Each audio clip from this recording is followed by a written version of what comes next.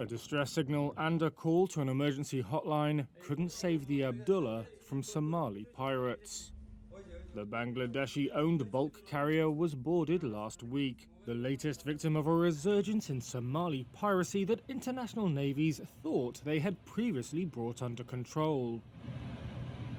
A week later, and the Abdullah is anchored off Somalia. Speaking by telephone from a coastal area of the semi-autonomous Puntland region, one pirate financier, who goes by the alias Ismail Isse, said international navies had reduced their operations off Somalia.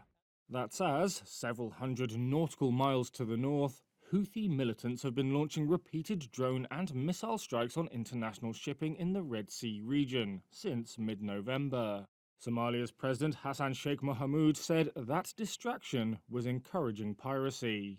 Incidents that took place, it's not high level, but it can go if we do not stop while it's still at infancy stage. For nearly a decade, joint international operations had kept piracy dormant in waters that include some of the world's busiest shipping lanes. Instigators were thought to have largely become inactive.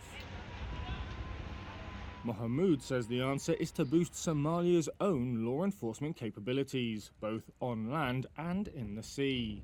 Its Coast Guard, according to government data, has only one functioning boat.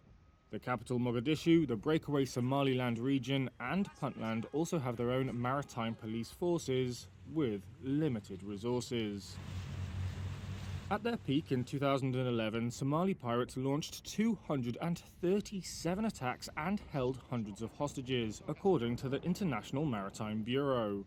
That year, the Oceans Beyond Piracy Monitoring Group estimated their activities cost the global economy about $7 billion, including hundreds of millions in ransoms.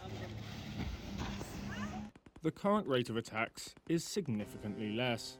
According to data from the EU's anti-piracy mission, EU NAVFOR Atalanta, at least 2 cargo ships and 12 fishing vessels have been successfully seized since November.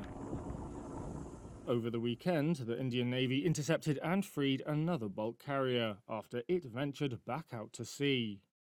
The raids are piling risks and costs on shipping companies. That includes in terms of additional war risk premiums imposed by insurers and increased demand for private armed guards. But costs to global shipping companies may be of little concern on the Puntland coast.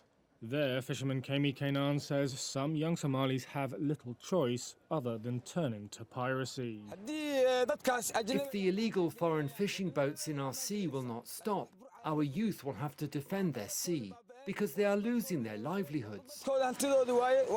He says when it's a case of a small-scale fisherman competing against international vessels, then, quote, the only option is for them to take up guns for revenge.